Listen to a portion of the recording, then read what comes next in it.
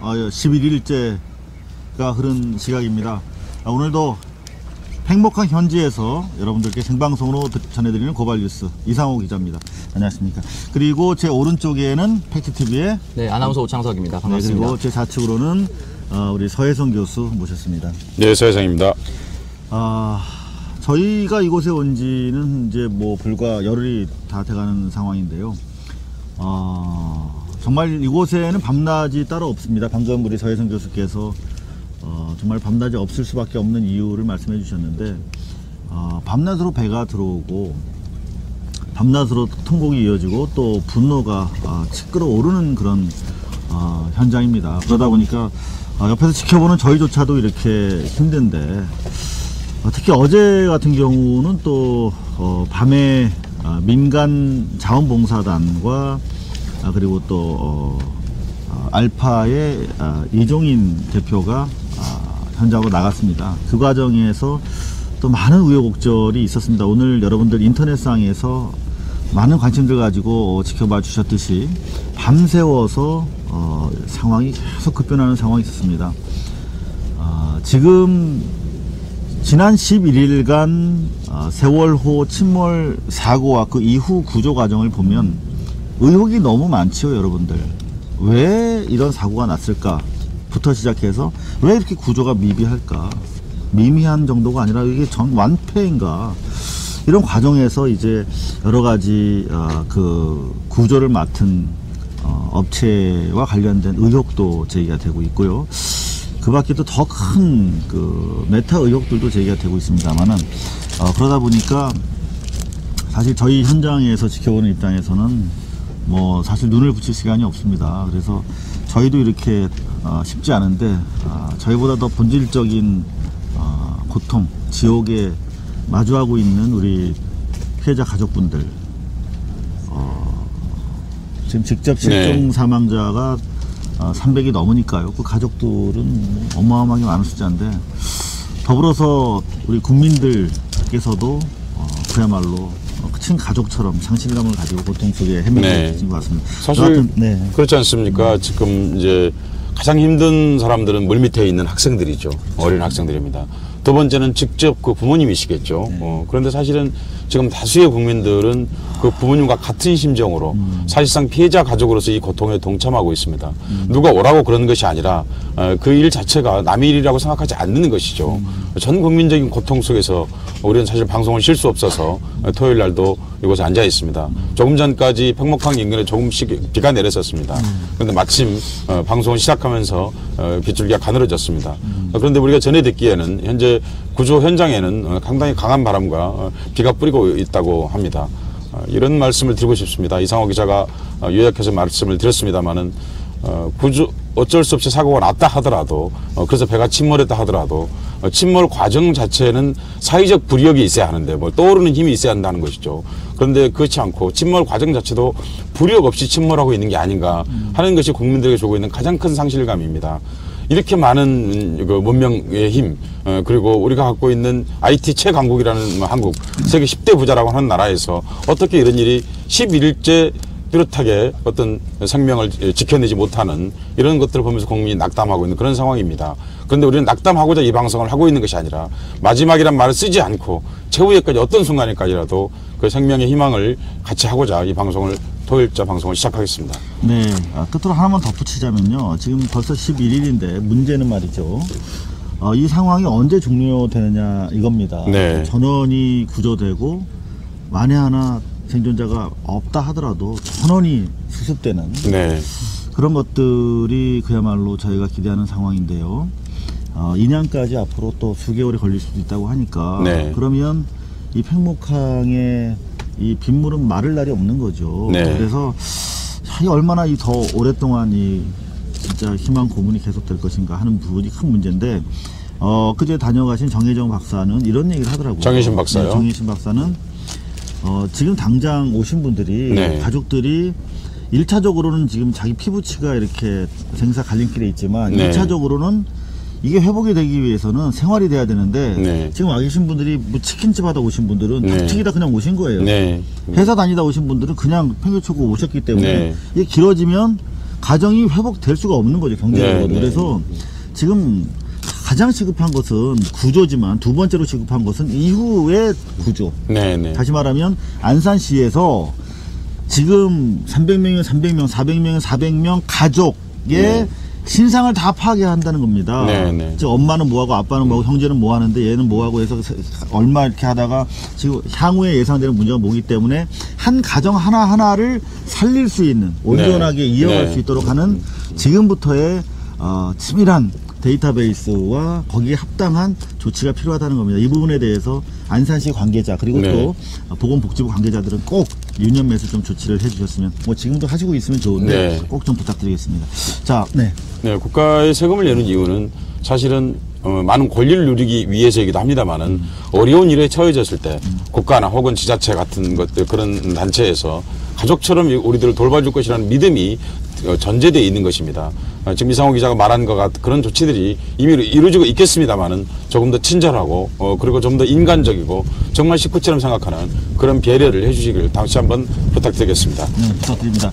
자, 지금 본격적으로 이제 저희가 뉴스를 또 많이 준비했습니다.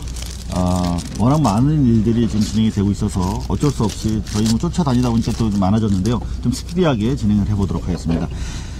지금 말의 바다에 또 표류가 되어 있는 듯한 느낌입니다. 12.19 부정선거 과정에서 보여줬던 것처럼 얼굴 없는 댓글 부대가 또 창궐하기 시작한 것 같아요. 최근에 일방적인 불소통의 과정에 있다가 이제 우리 피해자 가족분들이 자기 입장을 얘기하기 시작했어요. 이틀 전부터. 그러면서 민간 다이버라든가 모든 가능한 수단과 방법을 가리지 말고 지금이라도 구조에 나서달라 해서 저희가 무슨 뭐 말씀드렸던 것처럼 다이빙 벨 자체가 만병통치약도 아니지만 네. 할 수 있다면 다 해달라 해서 이제 현장에 투입이 됐는데 이거 가지고 또 중북몰이를 하려고 하는 세력들이 또 네. 창궐하기 시작했어요. 그래서 이를테면 지금 뭐 밤새도록 저희는 이제 현장 상황을 체크하면서 인터넷을 네. 체크를 해봤는데 뭐 이를테면 배에 여자가 탔다. 네. 뭐 여자 탈 수 있겠습니다만 뭐 이상한 취지로 그리고 또 이정인 대표가 도망갔다 이런 것들이 지금 피해자 가족 사이에 밴드에 돌면서 뭐 네. 말들이 무척 많고 술렁거렸습니다. 지금 이 피해자 가족들을 분열시키기 위한 그런 책동 그리고 이런 것들이 다시 인터넷에 옮겨지면서 뭔가 조직적인 방향으로 진행이 되고 있는 것이 아닌가 하는 의혹을 저희가 지울 수가 없었는데요. 네.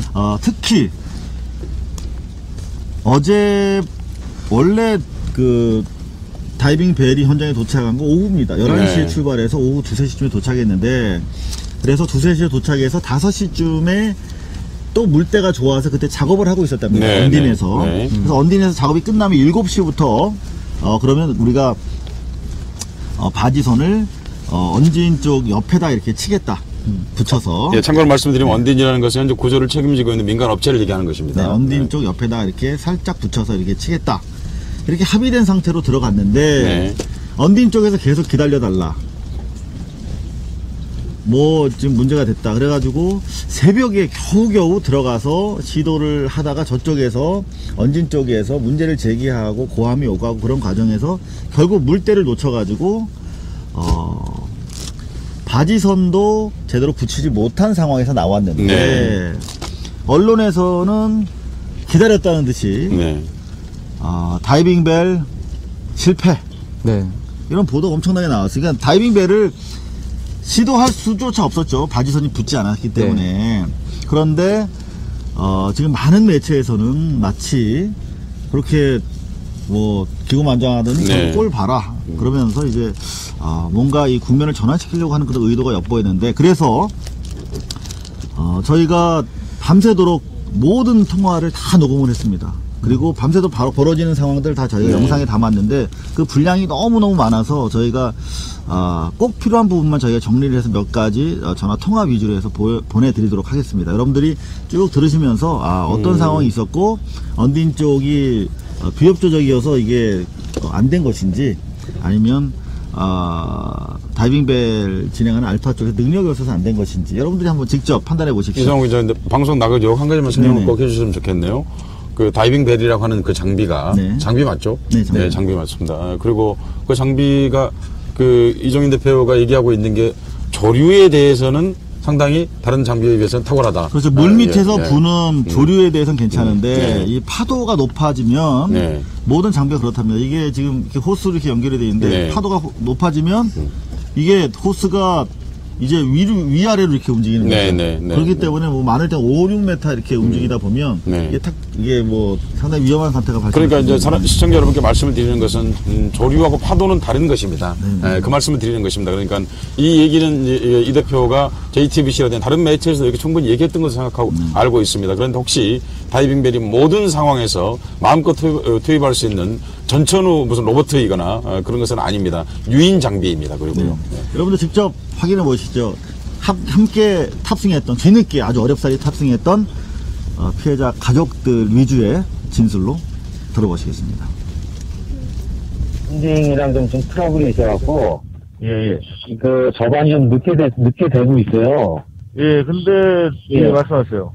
그래갖고 우리가 이게 어떻게 된 상황인지, 물론 우리는 진행단의 상황, 여기서 들은 상황은, 네. 그게 아니었는데 좀 늦춰져갖고, 네. 예, 그쪽 런딩이라고 트러블이 일어날 일이 없는데, 네. 왜냐면 우리가 다 그렇게 하시라고 그쪽에다 여기 뭐 청장이나 뭐 그렇게 얘기가 됐었는데, 네네. 그게 안 돼갖고 왜 그런지 시간이 너무 많이 지나갖고, 그래서, 언딘 쪽에서, 예, 그쪽에서 기다려라니네. 예. 해서 지금 1시, 20분 정도까지 기다렸어요, 계속. 그리고 그쪽 언딘 쪽 바지로 못 가게 해경 걔들이 막고 있었단 말이에요. 예, 그러다가 이제 지금 좀 전에, 예. 1시 반쯤에 이제 그럼 와라, 이렇게 한 거예요. 왜 막고 있었는지는, 그쪽, 제가 지금 전에 듣기로는, 예, 너네 앵커가 그럼 우리 거랑 겹친다. 근데 지금 그 말이 안 되는 게, 예, 한쪽 바지랑 바지를 한 면을 붙이는 거잖아요. 예, 예, 그렇죠.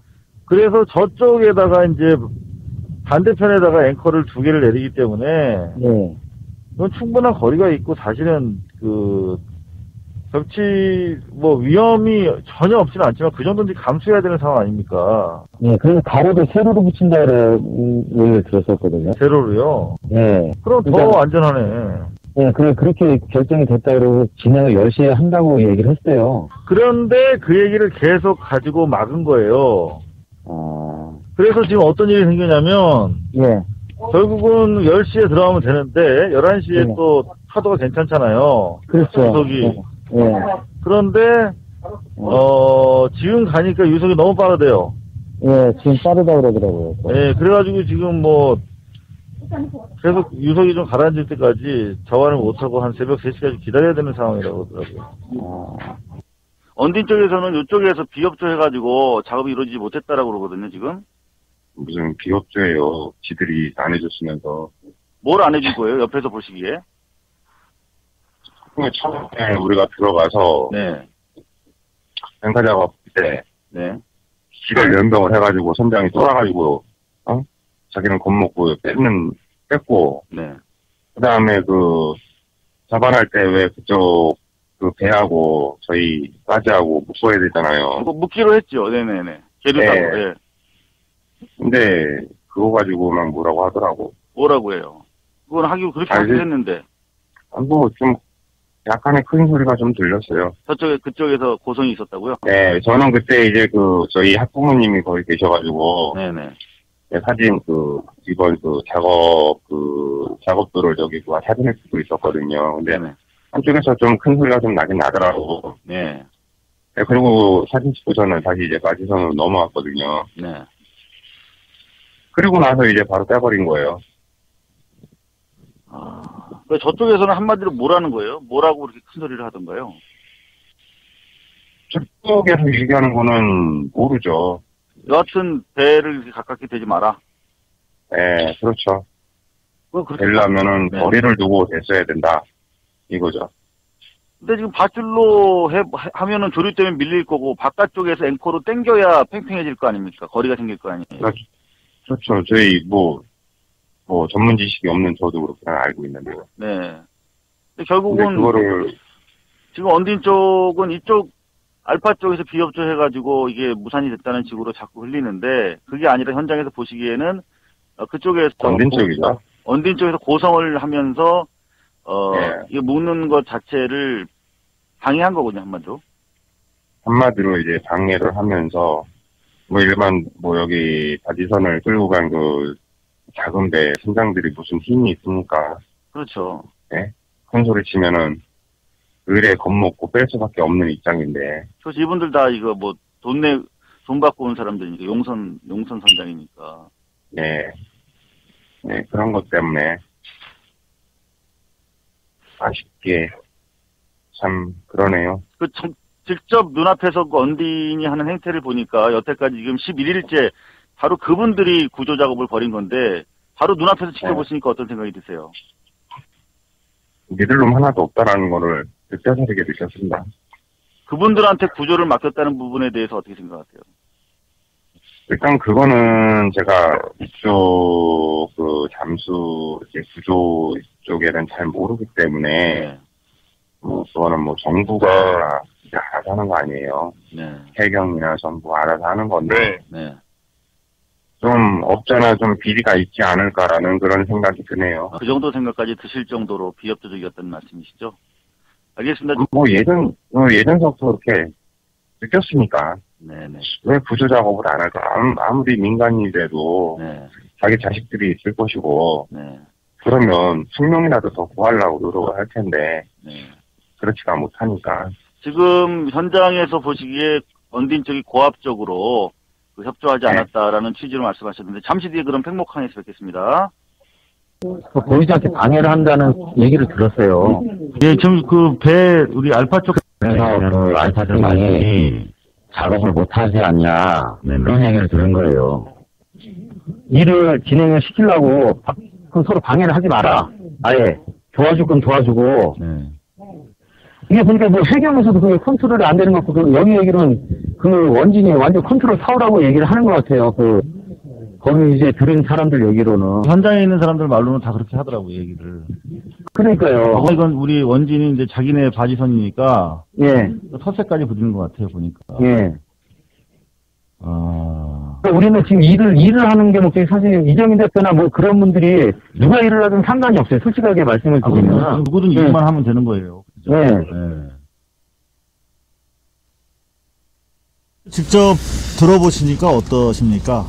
다른 사람들도 아니고 피해자 가족 실종자 아버지 되는 분들이 옆에서 지켜보시면서 한 말입니다. 정말 이런 사람들한테 구조를 맡겼다니 정말 믿을 놈 없다.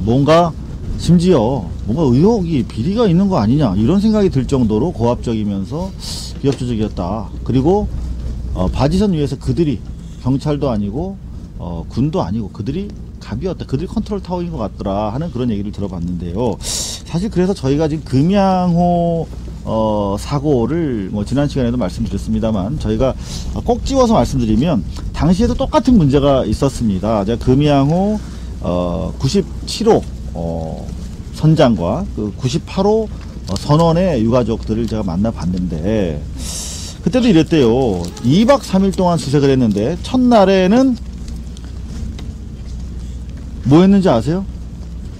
언딘에서 다이빙 배를 내렸대요. 지금 구조에 적합하지 않다고 하는 다이빙 배를 내렸대요. 지금 다이빙 배를 갖다 놓고 왜 갖다 놨느냐 했더니 피해자 가족들의 마음의 위안을 가지라고 갖다 놨답니다.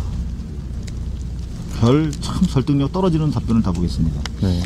자, 여하튼 그때는 첫날 다이빙 배를 갖다 놓느라고 첫날을 다 썼어요. 둘째 날 한 게 가이드라인을 쳤답니다. 하루 종일. 셋째 날은 뭐 하냐 그랬더니 수색을 했는데 30분 동안 수색을 했답니다. 그리고는 언론에는 2박 3일 동안 수색했다. 대대적으로 이런 기사가 나왔겠죠. 그때 이춘재 인천해양경찰서장이 한 말입니다. 용역을 맡긴 입장에서도 선내 진입이 그토록 어렵다는 것을 알기에 돼 당혹스럽다. 전문가들이라고 해서 맡겼는데 선내 진입도 그렇게 못하는 걸 보고 참 당혹스럽다라고 말한 분이 지금 바로 이번에도 해경의 네. 책임자예요. 총책임자이신. 네. 참고로 말씀을 드립니다만은 금양호 98호는 97호, 98호가 쌍끌이 여선인데요. 요즘 텔레비전 보셔서 아시죠? 두 척의 배가 이제 그물을 사이에 놓고 끌고 가는 이제 그런 쌍끌이 여선인데요. 그 당시에 이제 그 배가 침몰했던 이유는 천안함에서 문제가 생겨서 민간인 배들이 거기 접근하고 있었던 것이거든요. 그런 과정에서 이제 불의의 사고가 일어나서 배가 침몰했고 그것을 인양하는 회사가 바로 지금은 구출 과정을 얘기하고 있는 건데요.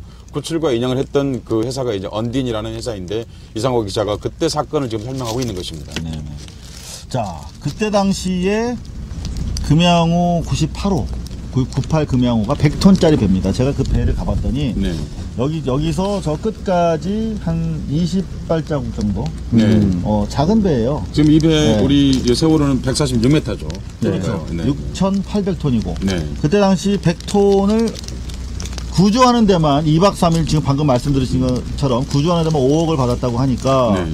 이번에 6,800톤을 구조하고 동시에 인양까지 한다고 하니까 얼마를 받게 될지 가히 상상이 여러분들 가십니까?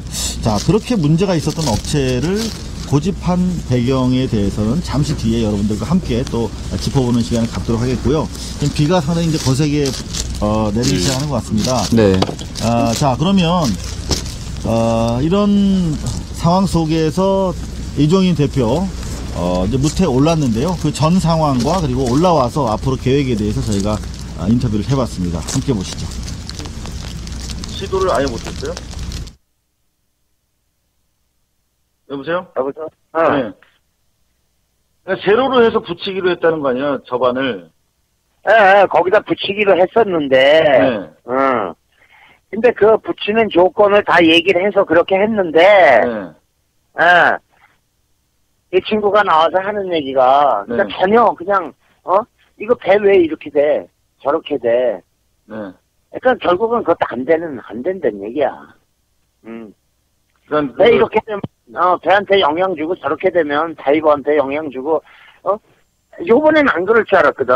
요번에는 근데 해경이 그런 건 아니니까. 요번에는, 전번에는 해경이 그랬고. 요번에는 안 그럴 줄 알았는데, 이제 또 그쪽 바지를 갖고 있는 사람이 그러니까 그래서 그때도 괜찮은 거는, 네. 요 다음번에 다시 들어오면 되지 뭐. 다음 물때 들어오면 되지. 한 2시간 있다, 1시간 있다, 3시간 있다. 밤새 이제 그렇게 시도했는데 안 됐어요, 그게. 네, 그쪽에서 허가를 안 했다는 거예요? 언디 쪽에서? 아니, 그러니까, 결국은 결론적으로 허가를 안 한 거지. 붙이는 게 싫은 거지. 자, 바지를 거기다 붙이는 조건이 뭐냐면, 네. 바지가, 4포인트 모어링에서 4군데 앵커를 놔서 지금, 거기, 설치가 돼 있어요, 침몰선 위에. 네. 그러면 우리 바지가 일을 하려면 우리 바지도 근데 앵커를 놔야 돼요. 네. 그러면, 앵커가 엉킬 확률이 커. 그래서 한쪽 면을 붙이기로 했다고 그랬잖아요. 한쪽 면 붙이되 어떤 거리를 두고, 아하. 로프로, 네. 그렇게 해서 이제 하기로 했는데, 로프를 두고 처음에 붙이더라도 앵커를 놓기 전에, 네. 붙이더라도 배는 무조건 붙어요. 네. 로프를 길게 해도 두 군데 묶어도. 왜? 조류가 있으니까 가서 붙여. 네. 이거 누가 이렇게 붙이라고 그랬어? 이거 빼! 그게 시작이에요. 이거 누가 붙이라고 그랬어, 이거 빼! 해경이랑 군에서 붙이기로 합의했다고 그러지 않았습니까? 근데, 거리를 두기로 했잖아. 거리를 두고 근데, 하는 거예요? 그거는 거리를 두고, 줄로 그렇게, 배에다가 묶는, 처음부터 그렇게 할 수가 없다니까? 그러니까 그거는? 투 앵커로 하기로 하지 않았어요? 투 앵카에 투 계류삭. 그렇게 해도, 예. 계류삭으로 로프로 그렇게 해서 그 배 고정하고 바깥쪽은, 선수 쪽은 앵카를 두 개 놓기로 해서, 네. 일단 로프로 그렇게 했어요. 네네. 로프를 묶어놓고 그 다음에 앵카를 들고 나가서 놔야 될 거 아니야? 그렇죠, 예. 근데 이제, 로프를 그렇게 했을 때 벌써 이 친구가 와서 누가 이렇게 바짝 붙이기로 했냐 얘기하고 틀리지 않냐. 네. 그래서 나는 속으로 나는 거기다 붙여야 되는 상황이니까 네. 아무리 줄을 길게 주더라도 두 배는 붙게 돼 있어. 네. 밀리니까 한쪽으로. 그렇죠. 그 다음에 앵카를 놓고 앵카를 당기면 이 로프는 준 길이만큼 이렇게 떨어지게 돼 있어. 그때가 나도 속으로, 팽팽해지겠죠. 네네네. 하고 싶었지만 속으로 네. 내가 아쉬운 입장인데 그렇죠. 지금 좀 있으니까 앵카 놓고 당기면 뜰 거예요. 네네. 그렇게 해서 그건 넘어갔어. 네. 근데 앵카를 놓는데 앵카가 그 줄을 건드렸어 거기서. 네. 그러니까는 이게 줄이 이쪽으로 타고 넘으면 앵카가 엉켜서 날 것 같이 그 저기한테 그 선장한테 앵카 팍 그러고선 앵카 캐라고 다시. 네. 그러고 있는데 희한하게 그 장면을 저 해경에서 이렇게 찍더라고. 네. 모든 나중에 어떤 일이 일어나면 그거를 증거로 쓰려고 그러는지 하여튼. 네. 그래서 그 배 뺐어. 그러니까 한 번 계류삽을 연결한 건, 시도를 한 건 한 번이네요. 그렇죠, 그렇죠. 그래서 지금, 현재 상황에서는 더 이상 진행을 할 수가 없어서. 그거는 이제 어떻게 하다 보니까 그렇게 해서, 날이 새고, 네. 이제 기다려야 되는데, 네. 이제 이게 파도가 치기 시작하고, 네. 파도가 치기 시작하니까, 해경에서, 그래서 그러는 건 아니고, 빨리 와서 저 작업 좀 같이 하자는 거야. 파도가 치니까? 풍랑, 예비특보가 딱 떨어지니까, 네. 상황이 이제 그거 떨어져서 그렇겠어. 난 그렇게는 생각은 안 하는데, 네. 지금 우리 다이빙 벨 자체는, 이 파도가 이런 식으로 출렁출렁해서 지금 매달린 게 왔다 갔다 45도 왔다 갔다 하는데, 네. 이 벨이라는 것도 매달아서 작동해서 물속에 넣는 거기 때문에, 그리고 파도가 치면은, 작업을 못해요. 많이 흔들리기 때문에, 조류는 해도, 내가 그런 얘기는 했을 거야. 조류는 강해도 파도에는, 예. 근데 이 상황에서, 이거 다이버들도 다 하는데 와서 빨리 사장님 우리 같이 한번 해보자요. 그게 무슨 뜻일까? 남 안 되는 꼴을, 이제 이거는 아주 좋은 기회야. 이제 다 얘기됐으니까, 이게 들어오는 입구도 넓게 해주고, 거기 장애물인 부위도 이렇게 쳐줄 테니까, 필요하면 잘라라도 줄 테니까 사장님 오십시오. 지금 이제 와서? 아니, 그래서 나 못 들어가요. 여기 파도 치는데 그거 세팅을 어떻게 해? 에이, 이까지 갖고, 들어와. 한번 같이 좀 해봅시다. 우리 일을 해봐야 될 거 아니에요. 아이고, 참. 아이고. 그래서 일단 밤매도로 가죠? 나 밤새 잠 못 잤어. 네, 밤매도로 가시는 거죠? 예. 알겠습니다. 나 지금 팩 먹으러 들어가.